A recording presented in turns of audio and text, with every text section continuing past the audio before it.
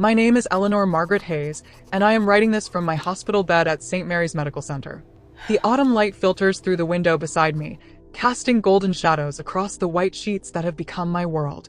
At 85 years old, my hands shake as I hold this pen, but my mind remains clear. The doctors have given me weeks, perhaps days. A massive stroke 3 nights ago left half my body paralyzed, and the cancer that had been quietly growing in my lungs has suddenly become aggressive, spreading faster than anyone anticipated. The irony isn't lost on me that I'm dying in the season I've always loved most. October was when I met my husband Thomas, when my first child was born, when I started my teaching career. Now it seems fitting that October will also be when I say goodbye. The nurse, a kind young woman named Sarah, brings me tea every morning at 7 sharp. She doesn't know that these small rituals have become the anchors keeping me tethered to this world. Yesterday, she asked if I had any family coming to visit. I told her they're on their way, but the truth is more complicated than that. Sleep comes in fragments now, interrupted by the beeping of machines and the constant ache that medication can no longer fully suppress. During these wakeful hours, memories flood back with startling clarity. It's as if my mind, preparing for its final act, is showing me a movie of my entire life. The faces of people I haven't thought about in decades appear before me with perfect detail. My mother's laugh, my brother's crooked smile, the way sunlight looked in our kitchen window when I was 7 years old. These memories feel more real than the sterile room surrounding me. Dr. Rodriguez visited this morning with results from yesterday's tests. His expression told me everything before he spoke a word. The treatment options have run out, he explained gently. We're now focusing on comfort and dignity. I thanked him for his honesty, though part of me wanted to rage against this final verdict. Instead, I asked for paper and pen. If these are truly my last days, I want to tell my story, not for fame or recognition, but because every life deserves to be remembered, to matter beyond the moment it ends. The woman in the bed next to me, Mrs. Chen, sleeps most of the day now. Her daughter visits every evening, holding her hand and whispering in Mandarin. I envy that connection, that obvious love. My own relationships have been more complicated, marked by choices I made and bridges I burned. Yet watching them together reminds me that love persists, even in the darkest places. It gives me hope that my story, too, might reach someone who needs to hear it. Thomas used to say that life is like a tapestry. You can't see the full pattern until you step back and look at it from a distance. Now, from this hospital bed, I can finally see the whole design. The bright threads and the dark ones, the places where the pattern changed direction, where new colors were woven in. Some sections are more beautiful than others, but each thread was necessary.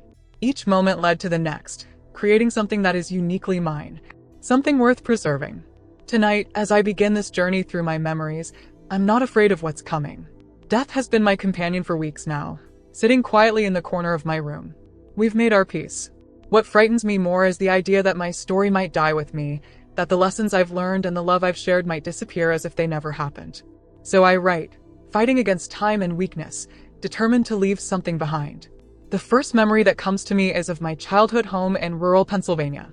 I can smell the apple pie my grandmother made every Sunday, feel the smooth wooden banister I used to slide down when no one was looking. I was born Eleanor Margaret Sullivan on a snowy January morning in 1938, the youngest of 4 children. Our house sat on 20 acres of farmland that had been in my family for 3 generations. My father grew corn and raised cattle, while my mother tended to a garden that was famous throughout the county. My earliest memory is of being 4 years old, standing in that garden among sunflowers that towered over my head like friendly giants. My mother knelt beside me, showing me how to plant seeds in neat rows. Everything has its season, Ellie, she said, using the nickname only she was allowed to use. You plant in spring, tend in summer, harvest in fall, and rest in winter. Life follows the same rhythm. At the time, I thought she was just talking about vegetables. I had no idea she was giving me a blueprint for the decades to come. The shadows are growing longer now, and my eyelids feel heavy. Sarah will be back soon with my evening medication. But before sleep claims me again, I want to record this one truth. I have lived fully. I have made mistakes that nearly destroyed me and discovered joys I never knew were possible. I have loved deeply and been loved in return. I have lost people who mattered and found strength I didn't know I possessed. This is not a story of perfection, but it is a story of persistence, of choosing to keep going even when the way forward seemed impossible.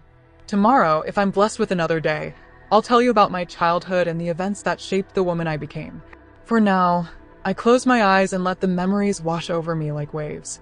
Somewhere in the distance, I can hear my mother calling me home for dinner, her voice carried on the autumn wind. But I'm not ready to answer yet. There's still so much left to say. The monitor beside my bed continues its steady rhythm, marking time in electronic heartbeats. Each beep is another moment of grace, another chance to remember, another opportunity to ensure that this life, my life, meant something. The story of Eleanor Margaret Hayes begins here, in this sterile room where endings and beginnings converge. Let me take you back to where it all started, to a little girl in Pennsylvania who believed the whole world was waiting for her to discover it. The rain has started, gentle drops against the window that remind me of spring showers from so long ago. Soon, Sarah will dim the lights, and the hospital will grow quiet except for the whispered conversations of night shift nurses. In the darkness, I'll dream of sunflower gardens and my mother's voice, of all the seasons I've witnessed and the one final season that lies ahead. But first, let me tell you about the beginning, about a childhood that felt like it would last forever, and the moment when forever suddenly seemed far too short. We tell emotional and inspiring stories about life's toughest battles, moments of illness, struggle, recovery, love, and loss. Not every story has a happy ending, but each one carries a powerful message of strength, hope, and humanity. Subscribe to discover moving stories that touch the heart and stay with you forever. I wake to the sound of Sarah's gentle voice calling my name. Another morning has arrived, bringing with it the familiar routine of pills and temperature checks. My body protests every movement now, but my mind feels surprisingly sharp. Perhaps approaching death has a way of clearing away the fog of daily concerns, leaving only what truly matters. Today, I want to tell you about my family, the people who planted the seeds of who I would become. My father, William Sullivan, was a man of few words but infinite patience.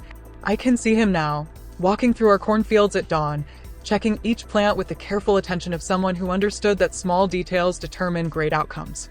He never raised his voice, never struck us children, but his disappointment could crush you more thoroughly than any punishment. When I was 12, I lied about breaking my mother's favorite vase. Dad didn't scold me when he discovered the truth. He simply looked at me and said, "Eleanor, a person's word is the only thing that truly belongs to them. Once you break it, it's harder to fix than any vase." My mother, Catherine, was Dad's perfect complement. Where he was quiet, she was vibrant, filling our house with laughter and music. She had been a teacher before marriage, and she never stopped educating us, turning every moment into a lesson wrapped in love. Sunday afternoons, she would gather us around the piano and teach us songs her own mother had sung. Her favorite was Amazing Grace, and even now, lying here in this hospital bed, I can hear her voice lifting above ours, strong and pure. She believed that music could heal any wound, bridge any gap between hearts. My siblings shaped me in ways I'm still discovering. James, the eldest, was born to be a leader. Even as children, we naturally followed him into adventures that usually ended with scraped knees and stern talks from our parents. He joined the Navy right after Pearl Harbor and came home changed, carrying shadows in his eyes that never fully disappeared. Margaret, 2 years older than me, was the family diplomat. She could smooth over any argument, find compromise in the most stubborn standoff. She became a nurse and spent her life caring for others with the same gentle touch she used to bandage our childhood wounds. Then there was Patrick, just 11 months older than me. We were called the twins by everyone in town, and we shared a connection that felt almost mystical. We could communicate without words, finish each other's sentences, feel each other's pain across great distances. Patrick was my constant companion through childhood, my partner in mischief and dreams. He wanted to be a writer, filling notebook after notebook with stories that made me cry and laugh in equal measure. His death in Korea, when we were both only 19, nearly destroyed me. But I'm getting ahead of myself. That pain belongs to a different chapter. Our house was always filled with extended family, neighbors dropping by for coffee, and strangers who somehow became friends before they left our table. My mother never met anyone she couldn't feed, and our dinner table expanded like an accordion to accommodate whoever needed a meal. I learned from watching her that hospitality isn't about having the finest things. It's about sharing whatever you have with an open heart.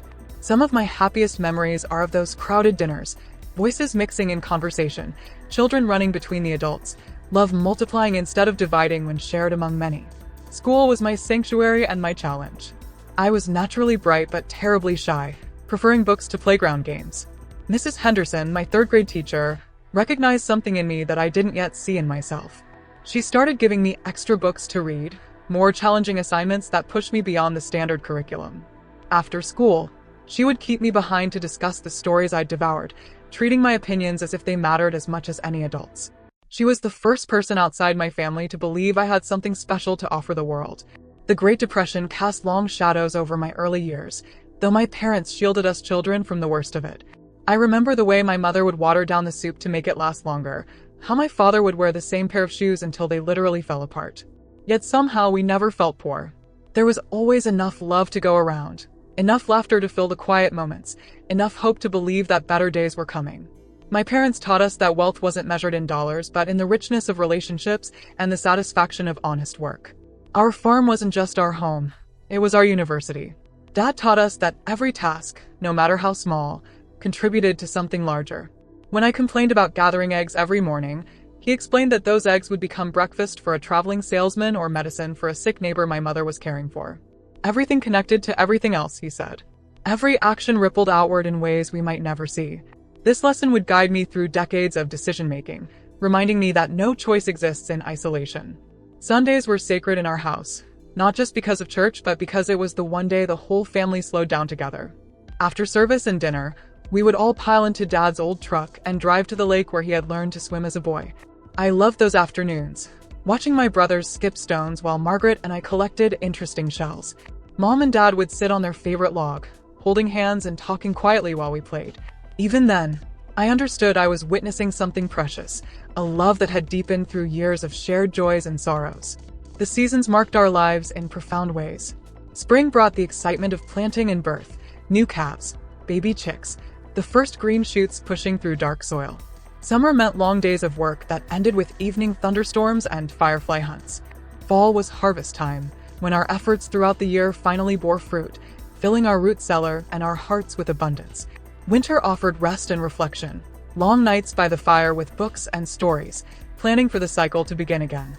When I was 16, tragedy struck our peaceful world. My grandmother, who lived with us and had taught me to bake bread and preserve vegetables, suffered a stroke that left her unable to speak or care for herself. Watching this strong woman who had raised 7 children become dependent on others was my first real confrontation with mortality. I spent hours sitting beside her bed, reading aloud from her favorite books, brushing her silver hair, learning that love sometimes means simply being present with someone in their vulnerability. The night she died, I was holding her hand. She couldn't speak, but her eyes were clear and focused on mine. In that moment, I felt something pass between us, not just her final breath, but something deeper. A kind of knowing, an understanding that death was not an end but a transition. The love we had shared didn't disappear when her heart stopped beating. It became part of me, woven into the fabric of who I was becoming. This experience, devastating as it was, taught me not to fear death, but to see it as one more season in the endless cycle of existence. My childhood ended gradually, then all at once. The war came, taking James first and then too soon Patrick. But those early years on the farm had given me roots that would hold firm through every storm that followed. My parents had taught me to be strong without being hard, to be generous without being foolish, to be hopeful without being naive. Most importantly, they had shown me that a life lived with love and purpose leaves a mark on the world that extends far beyond any individual existence. The morphine makes the world soft around the edges, but my memories remain crystal clear. Sarah tells me I talked in my sleep last night, calling out for Patrick. Even in unconsciousness, my heart reaches for my brother, seeking the connection that death severed but somehow never fully broke. Today I need to tell you about love and loss, about how quickly life can change direction, and how we learn to carry grief without letting it carry us away. I was 17 when I met Thomas Hayes at a church social in the neighboring town of Millfield. He was 22, recently returned from agricultural college, with plans to modernize his family's dairy farm using scientific methods he'd learned in school. What struck me first wasn't his handsome face or confident manner, but the gentle way he helped an elderly woman to her chair, making sure she was comfortable before finding his own seat. Kindness, I was learning, was the most attractive quality a person could possess. Our courtship unfolded slowly, like flowers opening in careful sequence. Thomas would drive the 15 miles between our farms every Sunday after church, staying for dinner and long conversations on our front porch. My parents approved of him immediately. Dad respected his knowledge of farming techniques, while Mom adored his polite manners and genuine interest in our family stories. He never tried to impress us with false sophistication. Instead, He listened carefully and contributed thoughtfully to every discussion. The evening he proposed, we were walking through his family's apple orchard, heavy with fruit ready for harvest. He stopped beside the oldest tree, its gnarled branches thick with red apples, and took my hands in his calloused ones. "Eleanor," he said, his voice trembling slightly, "I know I don't have much to offer except hard work and honest love, but I promise you'll never doubt where you stand with me. Will you marry me and help me build something beautiful together?" I said yes before he finished speaking, knowing with absolute certainty that I wanted to spend my life beside this good man.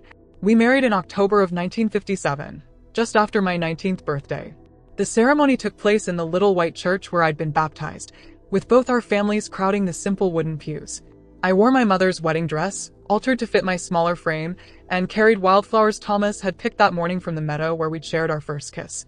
The reception was held in our barn, cleared out and decorated with autumn leaves and mason jars filled with candles. We danced to music played by my Uncle Robert on his fiddle, spinning under lights strung between the rafters.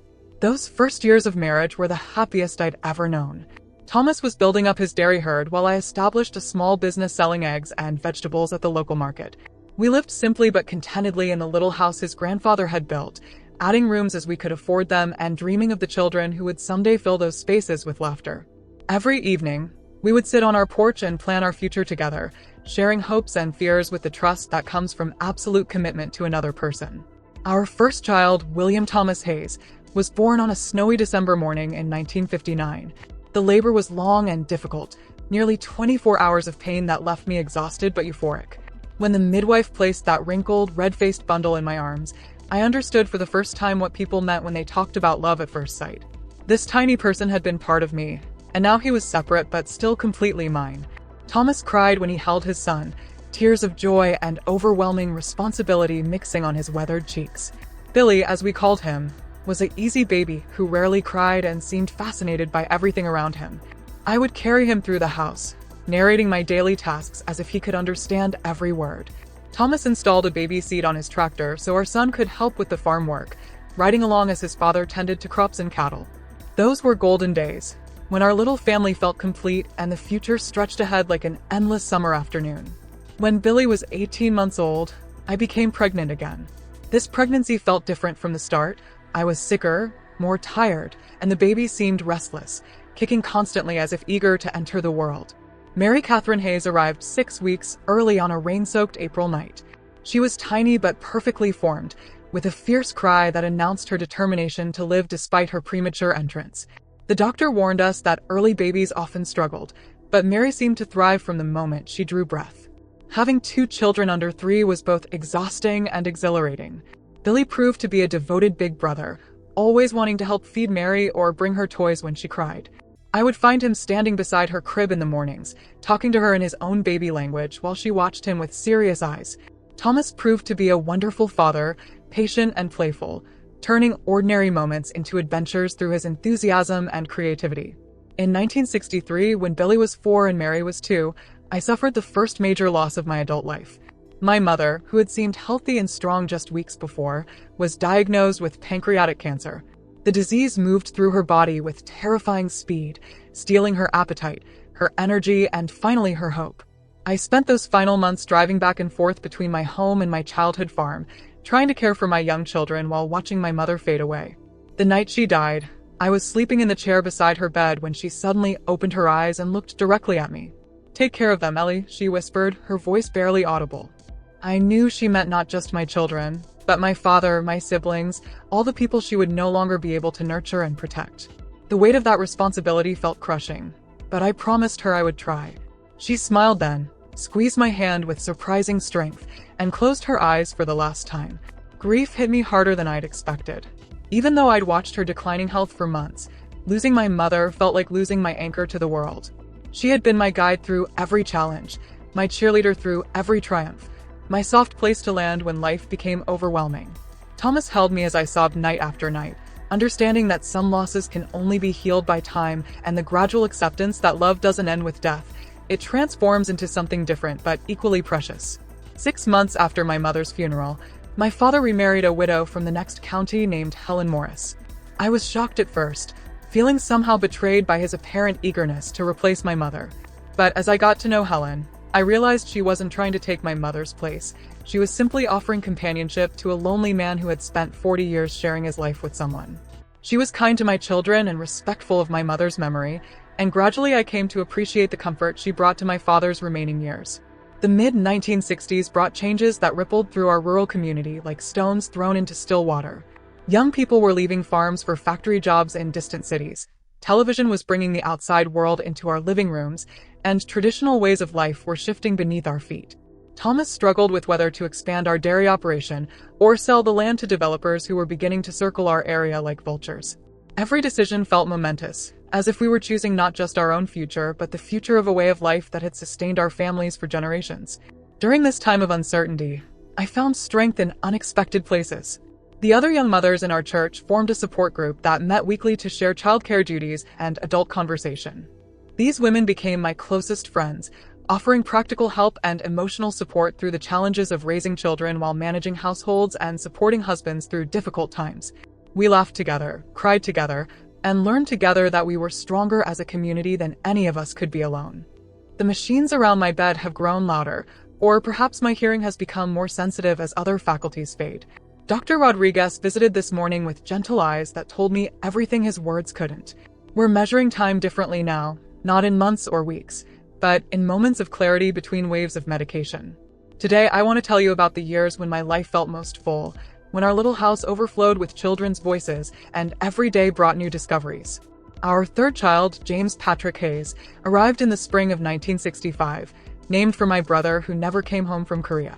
This baby was different from his siblings, quieter, more thoughtful, with eyes that seemed to see more than an infant should. The midwife joked that he was an old soul, but I sensed truth in her words. Even as a toddler, Jamie would sit for hours watching clouds move across the sky or studying the way light filtered through leaves, finding wonder in ordinary moments that others rushed past. By 1967, our house had grown crowded with love and chaos. Billy was becoming a serious little boy who helped his father with chores and read everything he could get his hands on. Mary had revealed herself as our family entertainer, constantly singing, dancing, or putting on elaborate shows for anyone willing to watch. Jamie remained our contemplative child, preferring quiet games and long conversations about why birds could fly and where the sun went at night. Managing 3 young children while helping Thomas with an expanding farm operation left me exhausted but deeply satisfied. The late 60s brought turbulent news from the outside world: war in Vietnam, protests in cities, young people rejecting the values their parents held dear. Our rural community felt insulated from much of this upheaval, but we couldn't escape it entirely. Thomas received draft notices for several young men who worked on neighboring farms, and we watched families send their sons away with prayers and fears that felt all too familiar from my own experience losing Patrick. In 1969, when I was 31 and thought our family was complete, I discovered I was pregnant again. This pregnancy came as a complete surprise and felt different from the others. I was older, more tired, and carrying this child while managing 3 active youngsters demanded strength I wasn't sure I possessed. Thomas was wonderfully supportive, taking over more household duties and hiring additional help for the farm so I could rest when needed. Sarah Elizabeth Hayes entered the world on Christmas Eve, 1969, arriving so quickly that we barely made it to the hospital in time. The timing felt divinely orchestrated. Our Christmas miracle, as Thomas called her. This baby was pure joy from the moment she arrived, with a sunny disposition that brightened even the darkest winter days. Her siblings adored her, competing to help with feeding, bathing, and entertaining their baby sister. Our house, which had sometimes felt too small, suddenly seemed exactly the right size for our family of 6. The early 70s tested our family in ways we hadn't anticipated. A severe drought followed by an unusually harsh winter devastated crops throughout our region, forcing many farmers to sell their land or take jobs in town to survive.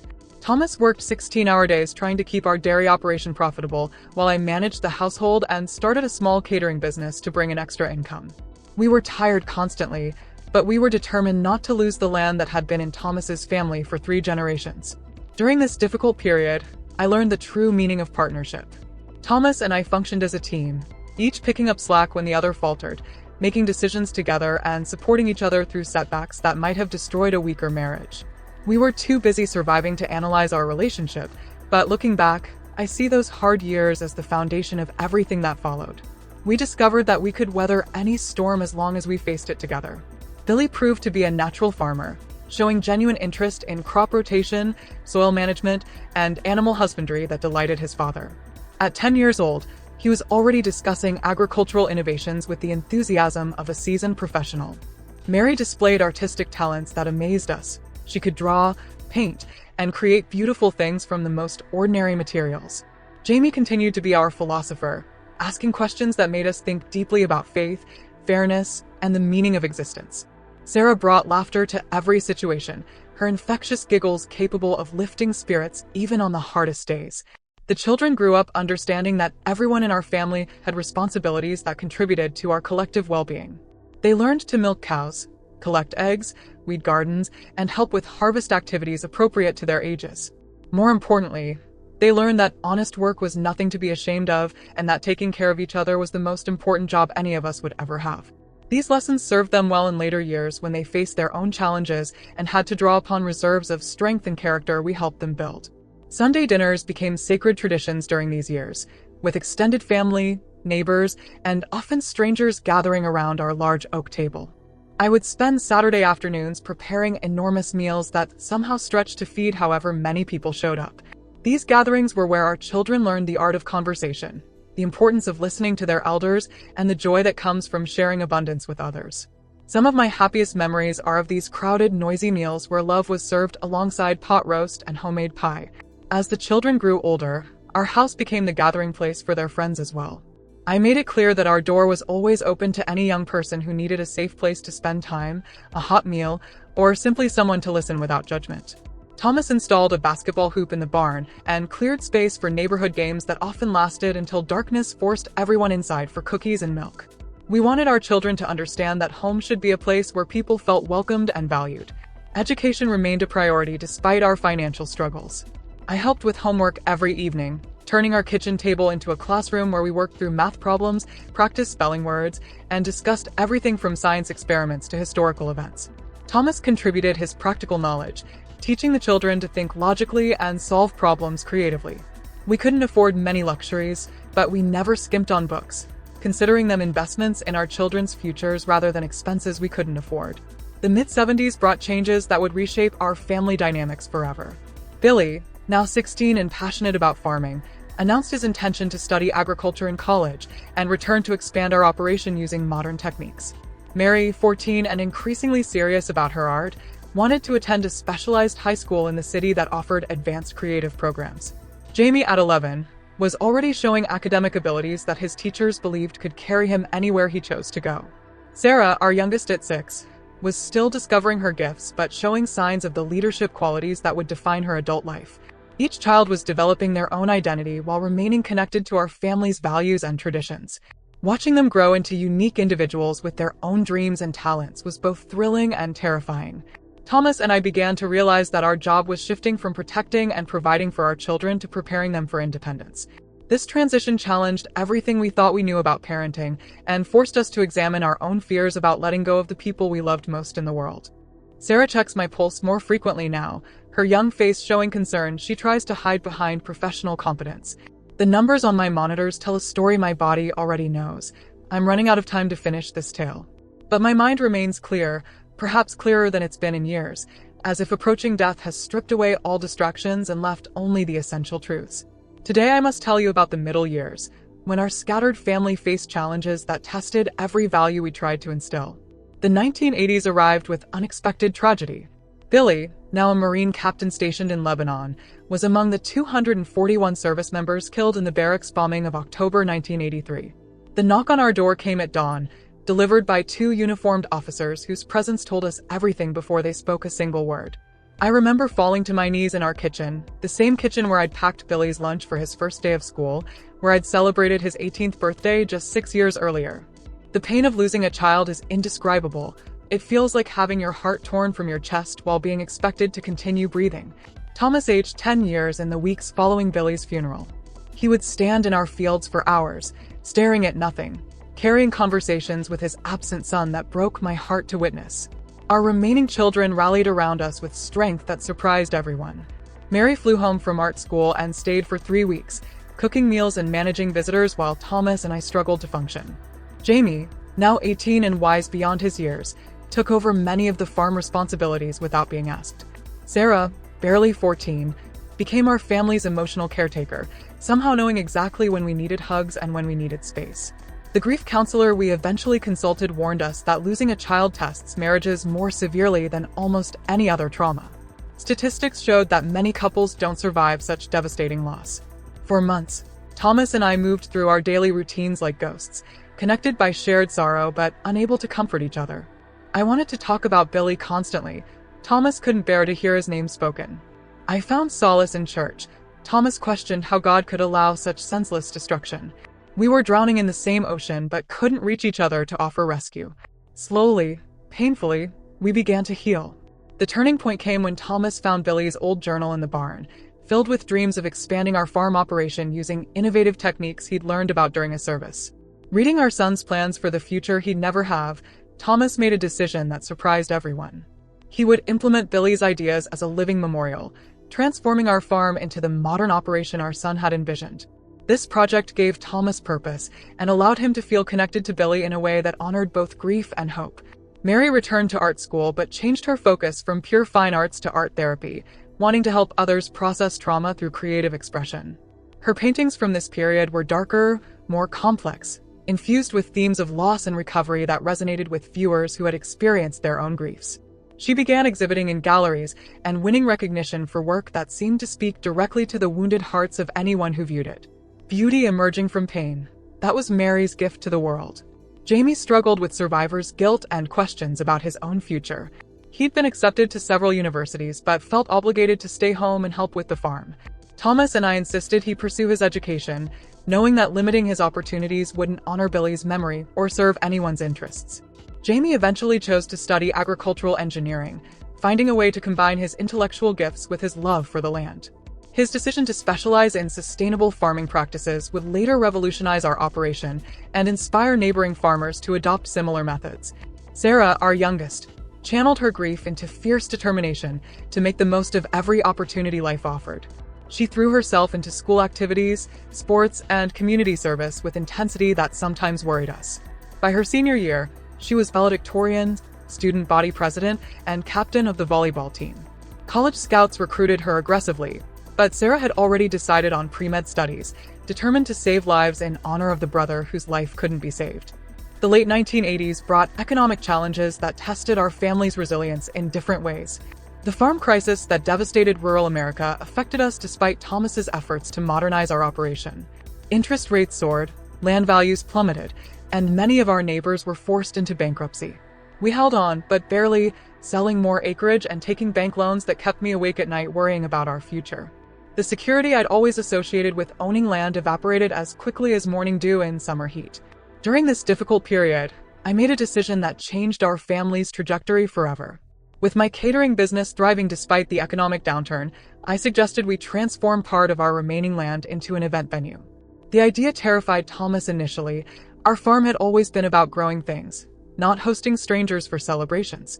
But necessity bred innovation, and by 1989 we'd converted our largest barn into a rustic wedding venue that attracted couples from 3 counties. This venture not only saved our farm, but created a new legacy we could pass to future generations. Mary met David Chen during her final year of art school, a fellow artist whose family had immigrated from Taiwan when he was 12. Their courtship was conducted through letters and weekend visits that reminded me of my own young romance with Thomas. David was quiet, thoughtful, and possessed an artistic vision that complemented Mary's perfectly. When they announced their engagement in 1987, I felt joy mixed with the bittersweet knowledge that our daughter would be creating her own family unit, complete and separate from ours. Their wedding in 1988 was the first major celebration we'd hosted since Billy's death.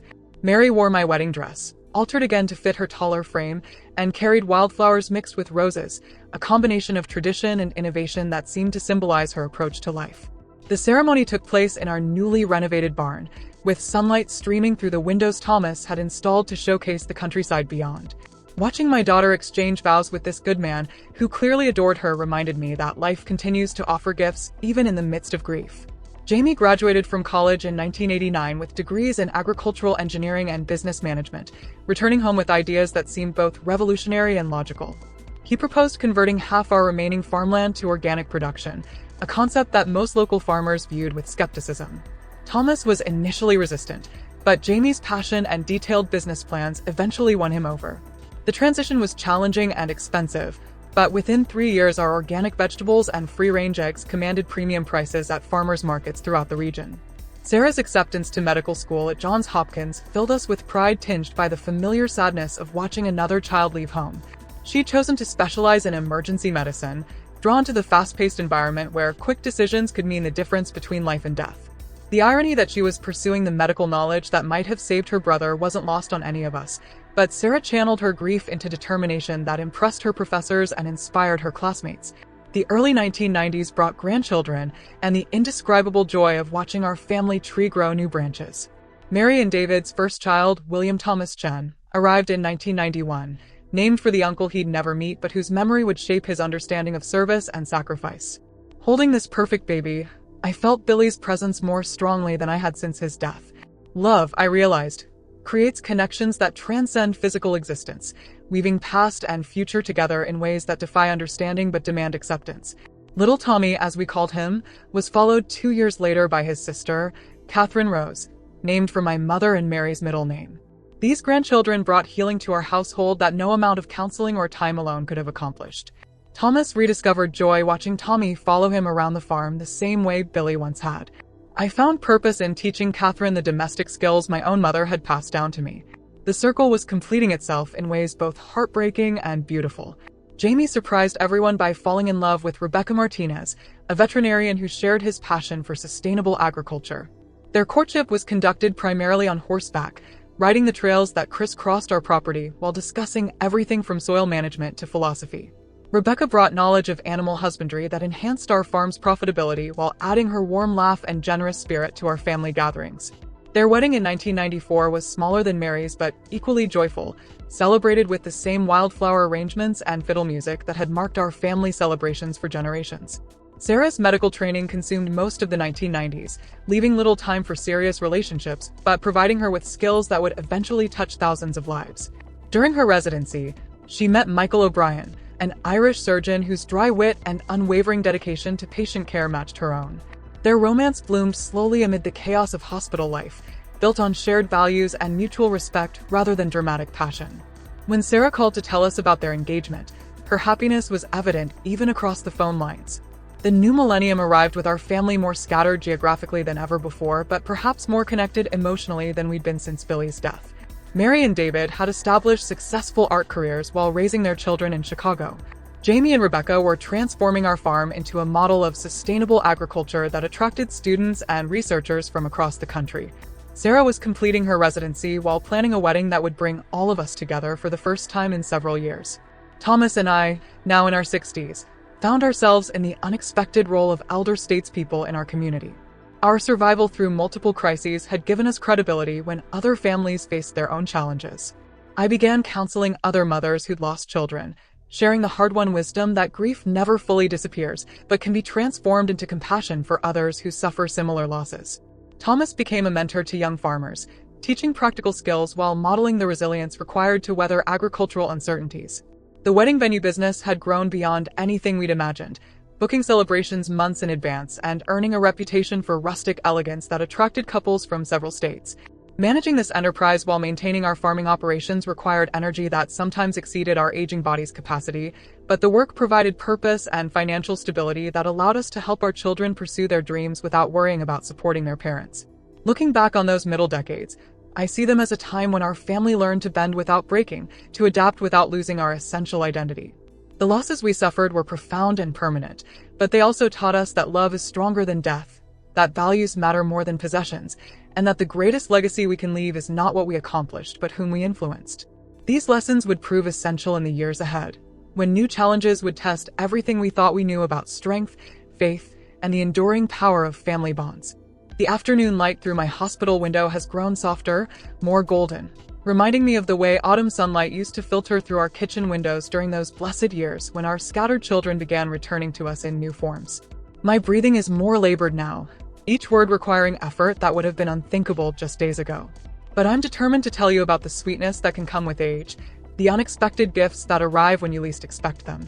Sarah's wedding to Michael O'Brien in the spring of 2001 was everything our family needed after years of separation and sorrow.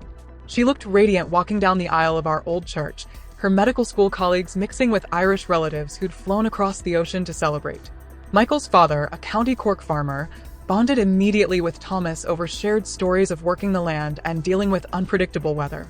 The reception in our barn featured both Irish step dancing and American country music, creating a celebration that honored both traditions while forging something entirely new. The terrorist attacks of September 11th, occurring just months after Sarah's wedding, brought our family's military loss into sharp focus once again. Watching those towers fall on television, I thought of Billy and all the young people who'd given their lives in service to others. Thomas and I attended memorial services where Gold Star families were honored, finally feeling ready to accept recognition for our sacrifice. The passage of time hadn't diminished our grief, but it had transformed our pain into something that could comfort others facing similar losses. Our first great-grandchild arrived in 2003 when Mary's son Tommy, now 12, proved he'd inherited his mother's protective instincts by carefully monitoring his baby cousin's every movement. Jamie and Rebecca's daughter, Elizabeth Marie, was born during a spring thunderstorm that seemed to herald great changes ahead. Holding this tiny person who represented the fifth generation of our family to work this land, I felt the profound satisfaction of knowing that our sacrifices had created something lasting and meaningful. The 2000s brought recognition that surprised us all.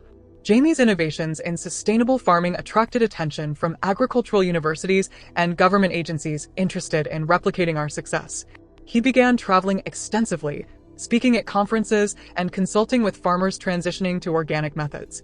Thomas, now in his 70s but still vital, enjoyed accompanying his son on these trips, sharing practical wisdom gained through decades of hands-on experience. Together, they represented the perfect combination of traditional knowledge and modern innovation. Mary's art career reached unexpected heights when a gallery in New York began featuring her trauma recovery series. Critics praised her ability to transform personal tragedy into universal statements about healing and hope. The financial success of these exhibitions allowed Mary and David to purchase a farmhouse just 20 miles from us, bringing our grandchildren close enough for regular visits while maintaining their independence. Tommy and Catherine began spending summers with us, learning the same lessons about responsibility and hard work that had shaped their mother's character. Rebecca's veterinary practice evolved into a regional clinic specializing in large animal care, serving farmers throughout 3 counties. Her expertise in equine reproduction helped establish our area as a premier horse breeding region, bringing economic benefits that rippled through the entire community. More importantly for our family, her gentle nature and genuine love for the land made her a perfect partner for Jamie and a daughter-in-law who felt like she'd been born into our family rather than married into it. Sarah and Michael settled in Baltimore, where both worked at Johns Hopkins Hospital. Sarah had found her calling in emergency medicine, earning recognition as one of the most skilled trauma surgeons on the East Coast. Michael specialized in pediatric surgery, bringing the same Irish wit and steady hands to healing children that his father had applied to farming. They visited whenever possible, usually arriving exhausted from their demanding careers, but always ready to help with farm work or wedding venue preparations. The wedding business continued to flourish as more couples sought authentic, intimate settings for their celebrations. We hosted everything from simple ceremonies with 20 guests to elaborate affairs with 300 attendees. Each wedding brought its own challenges and rewards, but I never tired of seeing young couples make the same promises Thomas and I had exchanged decades earlier. These celebrations reminded me that love remains constant even as the world changes around it, that hope persists even in uncertain times. Thomas surprised everyone, including himself, by developing an interest in local history during his mid-70s. He began researching the families who'd farmed our area for generations, collecting oral histories from elderly residents before their stories were lost forever. This project evolved into a book about rural Pennsylvania life that was published by the County Historical Society and became required reading in local schools. Seeing my husband discover new passions in his later years reminded me that growth doesn't end with youth. It simply takes different forms. Our golden wedding anniversary in 2007 was celebrated with a renewal of vows ceremony in the same church where we'd first married. All our children and grandchildren participated in the service, creating a moment of pure joy that felt like compensation for all the sorrows we'd endured. Thomas and I exchanged the same rings we'd worn for 50 years, now loose on fingers grown thin with age, but still symbolizing promises that had been tested and proven worthy of keeping. The economic recession of 2008 tested our businesses, but ultimately proved our model's resilience. While many agricultural operations struggled, Our diversified approach, combining organic farming with the wedding venue and Jamie's consulting work, provided multiple income streams that kept us stable. More importantly, we were able to help several neighboring families avoid bankruptcy by offering work at our venue or connecting them with resources for transitioning to sustainable farming practices. Grandparent duties became one of my greatest pleasures during these years. Tommy and Catherine spent entire summers with us, learning to drive tractors, care for animals, and understand the rhythms of agricultural life. Elizabeth joined them as she grew older, creating a trio of cousins who adored each other and treated our farm as their private adventure playground. Watching them play in the same fields where their parents had grown up filled me with deep satisfaction and hope for the future. The 2010s brought the inevitable challenges of aging. Thomas developed arthritis that made farm work increasingly difficult, though he refused to admit his limitations until Jamie gently insisted on hiring additional help. I experienced my first serious health scare when routine screening revealed early-stage breast cancer. The surgery and treatment were successful, but the experience reminded us both that our time together was finite and precious. We began making deliberate choices about how to spend our remaining years. Technology transformed our operations during this period. Jamie installed solar panels and wind turbines that made our farm largely energy independent.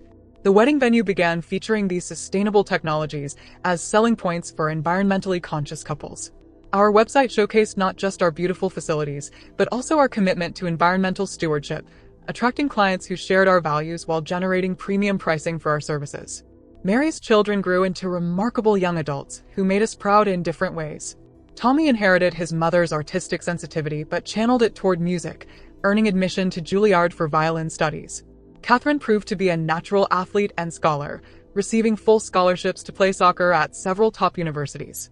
Watching them pursue their dreams reminded me of the choices my own children had faced decades earlier, but with greater confidence that love would keep our family connected regardless of geographic distances. The arrival of Sarah and Michael's twins in 2015, Patrick William and Margaret Rose, brought our great-grandchildren count to 5 and filled our hearts with joy we'd thought might be impossible at our age. These babies, named for my beloved brother and sister, seemed to complete some cosmic circle that connected past and future in profound ways. Holding them in my aging arms, I felt the presence of everyone who'd shaped our family's story, including those who'd left us too soon. As the 2010s progressed, Thomas and I began having serious conversations about succession planning. The farm and wedding venue had become too large for us to manage alone, but we wanted to ensure they remained in family hands while providing fair inheritance for all our children. These discussions were complicated by everyone's different interests and capabilities, but eventually we developed a plan that satisfied everyone while honoring the values that had sustained us through decades of challenges. The decade ended with Thomas and I both in our 80s, but still actively involved in family businesses. Our great-grandchildren filled our house with laughter during holidays, creating memories that felt like gifts we'd never expected to receive. The success of Jamie's sustainable farming initiatives had attracted international attention, bringing visitors from around the world to study our methods. Mary's art continued to heal and inspire others dealing with trauma. Sarah's medical career had saved countless lives while providing financial security for her growing family. Looking back on those golden years, I see them as the harvest season of our lives, the time when all the seeds we'd planted through decades of love, sacrifice, and hard work finally bore fruit. The challenges we'd faced had prepared us for the deeper satisfactions that come with age and wisdom. We learned that happiness isn't about avoiding difficulties, but about growing strong enough to weather them with grace. These lessons would prove essential in the years ahead, when the final season of our lives would test everything we thought we knew about love, loss, and letting go. The machines around my bed have taken on a different rhythm now, and Dr. Rodriguez's visits have become more frequent, his eyes gentler but more concerned. This morning Sarah, my Sarah, not the nurse, arrived from Baltimore with tears she tried to hide behind her medical training. She's held my hand for hours, and I can feel her drawing on the same strength that sustained me through Billy's death and all the losses that followed. Today I must tell you how this story ends, and what I've learned about the art of letting go. Thomas began showing signs of dementia in his 83rd year, small lapses that we initially dismissed as normal aging. He would forget names of longtime neighbors, misplace tools he'd used for decades, sometimes wake up confused about where he was. The man who'd been my anchor for over 60 years was slowly drifting away from me, though his essential kindness remained unchanged. He still reached for my hand during evening prayers, still smiled when our great-grandchildren visited, still tried to help with farm work until Jamie gently redirected him to safer tasks. The progression was gradual, then suddenly steep. By 2020, Thomas required constant supervision, often becoming agitated when I left his sight. The COVID pandemic that isolated families worldwide actually brought ours closer together, as our children took turns staying with us to help manage his care. Mary moved back temporarily, setting up her art studio in our old guest room and creating paintings that captured both the beauty and sorrow of watching someone you love disappear piece by piece. Caring for Thomas during those final years taught me new dimensions of love I'd never imagined. I learned that devotion sometimes means accepting that the person you married is gone, even while their body remains. I learned that patience can be a form of prayer, that maintaining dignity requires tremendous strength, and that saying goodbye is a process that can take years rather than moments. The man who'd once carried me over the threshold of our first home now needed me to guide him to the bathroom and remind him of my name. Jamie and Rebecca took over most of the farm operations during this period, while Sarah coordinated Thomas's medical care with the same precision she brought to her surgical practice. The wedding venue continued operating under Mary's management, though we scaled back the number of events to focus on quality over quantity. Our family had learned to function as a team during crises, and this final challenge brought out the best in everyone involved. Thomas died on a quiet Tuesday morning in February 2021, slipping away peacefully in his sleep as I held his hand and whispered the words to Amazing Grace that my mother had sung to me so many decades ago. The funeral was limited by pandemic restrictions, but somehow that felt appropriate. Thomas had lived most of his life simply, and he deserved a simple farewell. We buried him in the family cemetery overlooking the fields he'd worked for over 50 years, next to the plot where Billy rested. Widowhood at 83 was both devastating and liberating. Devastating because the person who'd shared every significant moment of my adult life was gone, leaving an emptiness that felt impossible to fill. Liberating because for the first time in years, I could make decisions without considering Thomas's declining cognitive abilities or complex care requirements. I could grieve without also having to be a caregiver, could remember our marriage during its best years rather than its most difficult ones. The family rallied around me with love that felt overwhelming and essential simultaneously. Sarah took a sabbatical from her medical practice to spend 3 months helping me reorganize my life as a single woman. We sorted through 80 years of accumulated possessions, keeping treasures and donating useful items to families who could benefit from them. This process was both heartbreaking and healing, each object triggering memories of the life Thomas and I had built together. My own health began declining more noticeably after Thomas's death, though I tried to hide my symptoms from my worried children. The fatigue was constant, the shortness of breath increasingly limiting, the occasional dizziness that made me grip furniture for support. Sarah's medical training made her the most observant, and she finally insisted on comprehensive testing that revealed the lung cancer that had been growing silently for months. The irony that I'd never smoked but was dying of lung disease wasn't lost on me. Sometimes life simply unfolds according to its own mysterious logic. The diagnosis was terminal from the beginning, though Dr. Rodriguez presented treatment options with the gentle optimism that good physicians maintain even in hopeless situations. Chemotherapy might buy me additional months but would certainly compromise my quality of life. At 84, having lived through the loss of a child, the decline and death of my husband, and 8 decades of joys and sorrows, I chose comfort over futile intervention. I wanted to die as I'd tried to live, with dignity, surrounded by love, at peace with the choices I'd made. My children struggled with my decision initially, their medical training and natural love making them want to fight the diagnosis with every available weapon. But eventually they understood that I was choosing quality over quantity, that prolonging life isn't always the same as preserving meaning.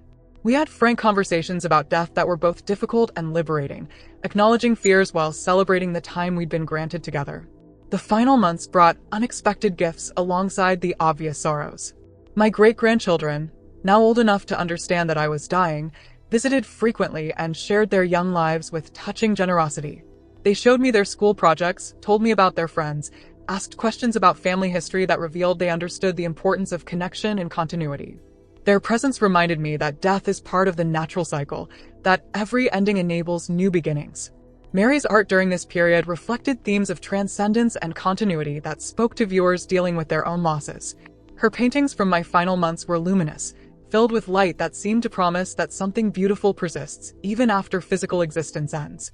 Jamie and Rebecca expanded the sustainable farming program into an educational center that would teach future generations about environmental stewardship and ethical land use. Sarah returned to her medical practice with renewed dedication to healing others, carrying forward the values of service and compassion that had shaped our family identity.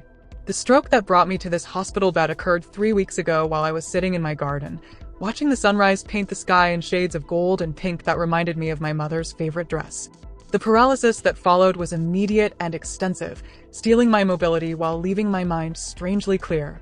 The aggressive cancer progression that followed seemed almost merciful.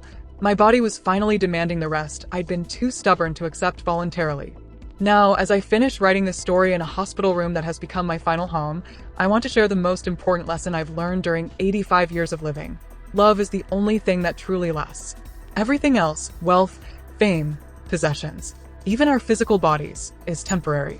But the love we give and receive creates connections that transcend death, influence that ripples through generations, meaning that persists long after individual lives end. I loved deeply and was loved in return.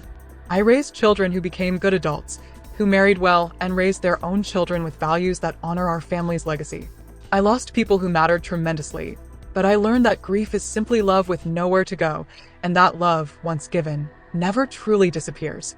I made mistakes that caused pain, but I also made choices that created joy and brought healing to others who needed it. To anyone reading this story, remember that your life matters more than you can possibly imagine. The small kindnesses you show, the children you influence, the work you do with integrity, the love you share, all of these create ripples that extend far beyond your ability to measure or control. Don't wait for perfect circumstances to begin living fully. Don't postpone important conversations or delay telling people you love them. Time is more precious and unpredictable than we usually allow ourselves to acknowledge.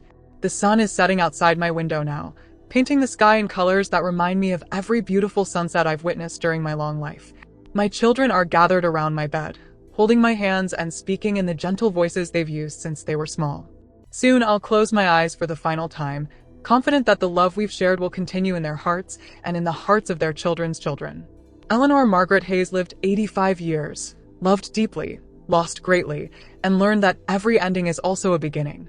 That knowledge has made all the difference, transforming what could have been a tragedy into a story of triumph, hope, and enduring connection. The last chapter is ending, but the story itself will continue in ways I can't imagine but have faith to trust.